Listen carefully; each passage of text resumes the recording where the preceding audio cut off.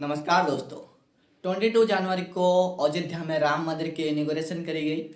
यहाँ प्राण प्रतिष्ठा हुए। प्राण का मतलब है जीवन यानी कि लाइफ, और प्रतिष्ठा का मतलब है इस्टेब्लिशमेंट करना यानी कि स्थापना।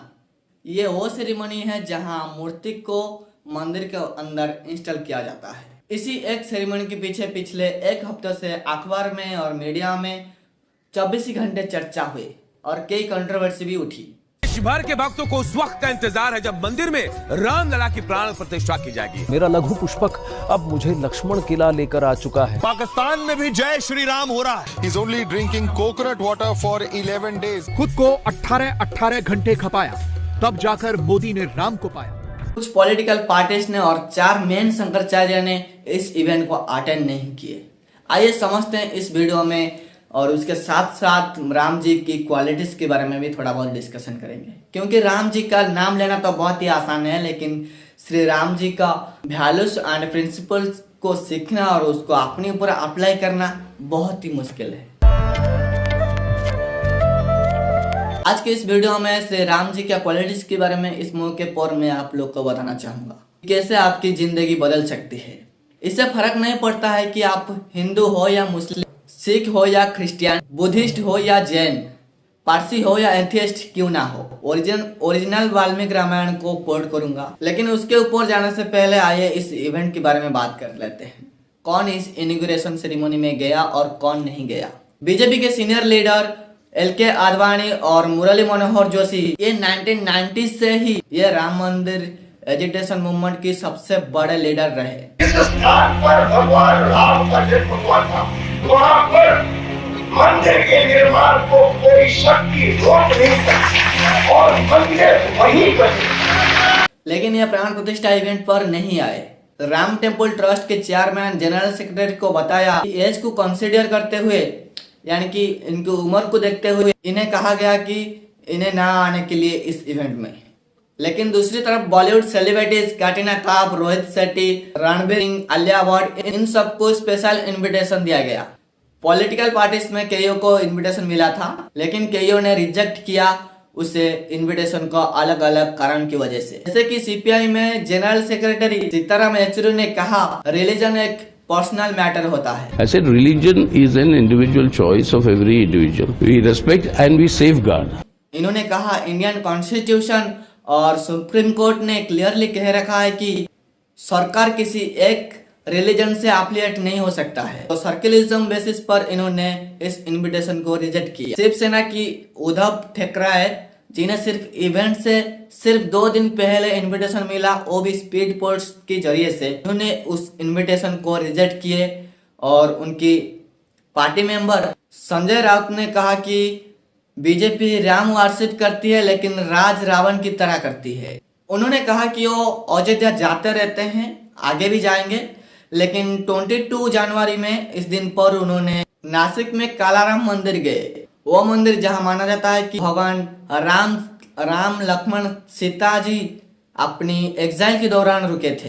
कांग्रेस पार्टी के कई लीडर को इनविटेशन किया गया था, लेकिन उस इनविटेशन को रिजेक्ट किया एक एक कर कि मंदिर अभी आधा बना है और इसकी इनॉग्रेशन किए जा रही है। इनका मेन कारण था इस इनविटेशन को रिजेक्ट करने का पीछे कि बीजेपी पूरी इवेंट को पॉलिटिसाइज कर रही है। राम के नाम पर चुनावी रणनीति हो रही है। कुछ लोग ने इस डांस को तारीफ करी ये कहकर कि कांग्रेस ने अच्छा फैसला लिया, लेकिन दूसरी तरफ कुछ लोगों ने यह कहा कि एक पॉलिटिकल ब्लंडर था।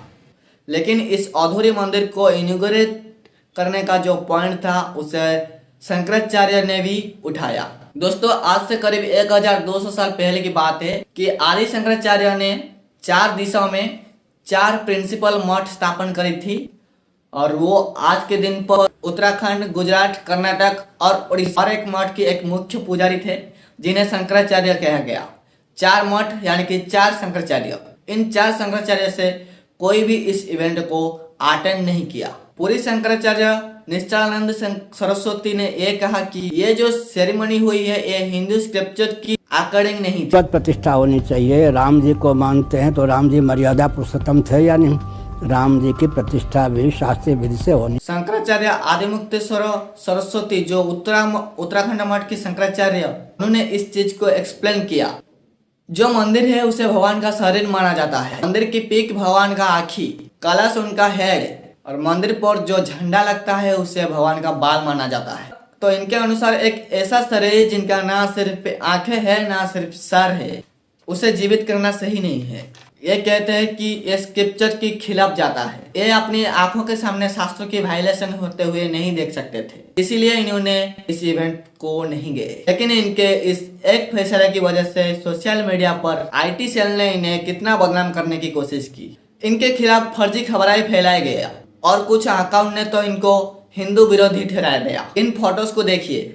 कुछ अकाउंट ने सोशल मीडिया पर इस फोटो को शेयर करते हुए ये कहा कि ये शंकराचार्य तो अजमेर शरीफ गए, ये मुस्लिम जगह पर घूमने गए, इसीलिए ये एंटी हिंदू है। सबसे पहले आदि शंकराचार्य की जो कोर फिलोसफी थी वो अद्वैतवाद की थी, यानी कि नॉन डुअलिटी। एक चीज जो इसमें बार बार कही जाती है वो है अहम ब्रह्मास्मि, यानी कि भगवान हर जगह हर चीज में मौजूद होती है। और अगर भगवान हर जगह हर चीज में मौजूद है तो क्या हिंदू, क्या मुस्लिम, क्या ब्राह्मण, क्या शूद्र, सब उसी ब्रह्म का प्रतिरूप है।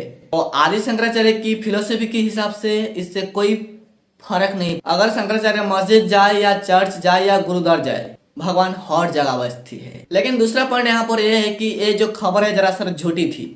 शंकराचार्य के साथ एक इंसान थे अरविंद गुरु जो यहाँ गए थे। उन्होंने कहा कि ये कोई मुस्लिम जगह नहीं था, एक हिंदू आश्रम थी। ये रामदेव पीर का दरबार था, इसे कृष्ण का एक अवतार माना जाता है। ये उस दरबार की फोटो है जहाँ हमारे यहाँ रामदेव पीर जो कृष्ण अवतार माने जाते हैं। करंथा पर एक इंटरव्यू के दौरान शंकराचार्य स्वामी आदिमुक्तेश्वरानंद सरस्वती से यह सवाल पूछा गया। उन्होंने कहा कि उन्होंने कभी अजमेर गए ही नहीं, तो ये अजमेर कैसे हो सकती है। अभी तक ऐसा संयोग बना नहीं कि हम अजमेर शहर में ही जा सकें। जब हम अजमेर शहर ही नहीं गए तो अजमेर शरीफ कैसे जाएंगे। और उन्होंने उसके साथ साथ ये भी कहा कि अगर उन्होंने किसी भी कारण वो दरगाह जाते हैं, इसका मतलब ये नहीं कि वो मुस्लिम बन गए। IT सेल और गोदी मीडिया वालों ने तो प्रधानमंत्री मोदी को इन शंकराचार्य से भी बड़ा हिंदू घोषित कर दिया है।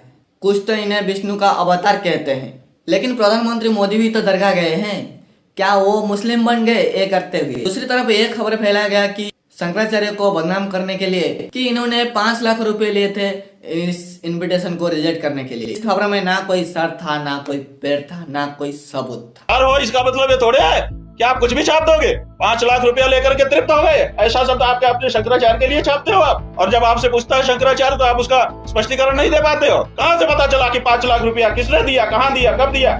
इस बात को देखकर शंकराचार्य खुद हैरान थे। आखिर इस फर्जी खबर को बिना कोई सबूत में क्यों चलाएगा शंकराचार्य को बदनाम करने के लिए। इससे एक चीज साफ पता चलता है कि दोस्तों कि आप आज के इस दौरान पे बीजेपी या प्रधानमंत्री मोदी जी की किसी भी फैसला से आप असहमत हो तो या अपनी राय पब्लिक के सामने रख लेते हो, आपको बदनाम करने में, गालियां देने में कोई कसर छोड़ी नहीं जाएगी। कौन हिंदू है और कौन एंटी हिंदू है, इसके सर्टिफिकेट बांटने के लिए नमूने की फौज खड़ी हो जाएगी। दिलचस्प बात यह है कि इन्हें राम की कोई परवाह नहीं है। इन्हें बस श्री राम के नाम पर राजनीति खेलनी है।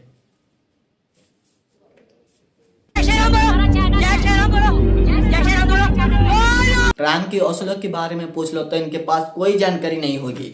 लिंग्विस्ट एंड हिस्टोरियन की बड़े बड़े राजाओं के पीछे नाम की पहले ग्रेट के सफिक्स लगाया जाता है, क्योंकि इन्होंने कोई बड़े इलाका को जीत लिया, जैसे कि अलेक्जेंडर को अलेक्जेंडर द ग्रेट कहा जाता है। और इसे हम बिना सोच समझ के भी मान भी लेते हैं असलियत। लेकिन यहाँ पर यह है कि अलेक्जेंडर एक बहुत ही bloody thirsty, short tempered, alcoholic, egomaniac, ruthless राजा थे जिन्होंने लाखों लोगों को मारा था।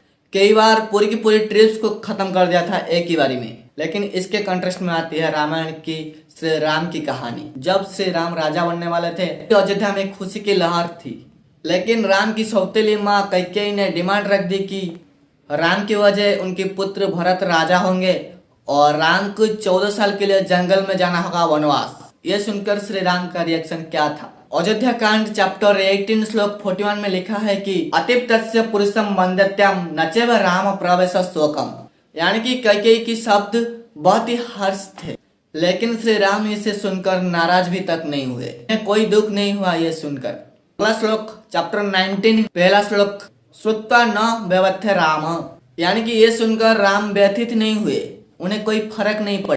उसके बाद उन्होंने उनके पिता दशरथ को दिलासा दी और कैकेयी को कहा कि वो जंगल में चले जाएंगे। दोस्तों सोच कर देखो, अगर ये चीज आपके साथ होती तो आपको कैसा लगता? आपको राजा बनाया जाने वाला है, लेकिन अचानक से ना सिर्फ आपसे आपका ताज छीना जाता है, उसके साथ साथ आपको बोला जाता है कि 14 साल के लिए आप वनवास जाओ जंगल में। ये सुनकर बहुत से लोग गुस्से से भरे, लेकिन राम वहाँ पर नाराज भी थे। इस चीज को आप कंपेयर करो अशोक से, जिन्होंने सत्ता पाने के लिए अपने भाइयों को मार डाला।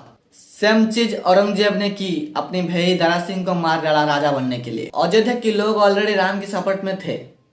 राम चाहते हैं तो कि देखो मेरे साथ अन्याय हो रहा है, कि देखो मेरा कोई कसूर नहीं है, फिर भी मुझे यहाँ पर जंगल भेजा जा रहा है। वो भी चाहते तो राजा बन सकते थे, कैकेयी और भरत को जेल में डालकर, लेकिन उन्होंने ऐसा कुछ भी नहीं किया। यहाँ पर एक बात बड़ी ध्यान देने वाली बात है कि सही मायने पे अयोध्या के लोग राम की सपोर्ट में थे। पिछले चैप्टर 17 में लिखा गया है कि अयोध्या के लोग राम को राजा बनते हुए देखना चाहते थे और कुछ नहीं। और इसके पीछे कारण क्या है? श्लोक 15 में लिखा हुआ है कि राम कितने वर्चुअस थे, सभी लोगों को लेकर उनके दिल में कंपैशन था। राम बड़ी कामली शांतिपूर्ण तरीके से डिसाइड करते हैं कि वो जंगल में चला जाएंगे। चैप्टर 19 श्लोक 20 में लिखा हुआ है कि राम कैकेयी को क्या कह रही है? हे देवी, मुझे दौलत से कोई लोभ नहीं है, मुझे एक साधु की तरह जानिए जिसका आस्था अपना धर्म और अपना नैतिकता में सिर्फ है। मैं इस दुनिया को प्रेम में देखना चाहता हूँ। श्री राम के लिए सत्ता पाने का मतलब ये नहीं था कि सारी दुनिया उनके कदम में हो। उनके लिए सत्ता पाने का मतलब यह था कि वो जनता को सर्व कर सके। लेकिन आज का दिन लोगों का बिहेवियर उसका पूरा उल्टा होता है। लोग बिना शर्म के कहते हैं कि मुझे पावर का नशा है। सत्ता पाने के लिए किसी भी हद तक गिरने में कोई दिक्कत नहीं है। लोग ऐसी कहावत सुनाते हैं कि प्यार और जंग में सब जाहिर है। चढ़ते सूरज के सलाम, जिसकी लाठी उसकी भैंस, मैं तो उसकी साथ दूंगा जिसका जीतने की चांस है। जो जीता वो सिकंदर, जो हारा वो बंदर। इन सभी कहावत में पावर को कितना सर पे चढ़ाया जाता है, लेकिन मैं चाहता हूँ कि आप आपकी नजरिया को बदलाओ। खुद ही सोच कर देखो कौन यहाँ पर विजेता होगा। एक ऐसा इंसान जो अपनी सारी मोरालिटीज, सारी वैल्यूज, सारी असूल को खो देता है सत्ता पाने के लिए, या फिर एक ऐसा इंसान जो सत्ता को अपने हाथ से जाने देता है बिना अपनी मोरल वैल्यूज और असूल को कंप्रोमाइज करते हुए।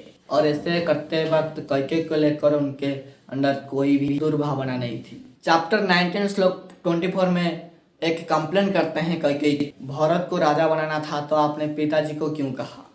सीधा आकर मुझे क्यों नहीं कहा? लगता है आपको इतना भी विश्वास नहीं था मुझ पर। एक सीधा सबक मिलती है यहाँ पर हमें, मोरालिटी, कंपैशन, फॉरगिवनेस कम। अगर आपकी मोरालिटी को बचाकर आपने कुछ खोया तो क्या नहीं खोया, और अगर मोरालिटी को त्याग कर कुछ पाया तो क्या नहीं पाया।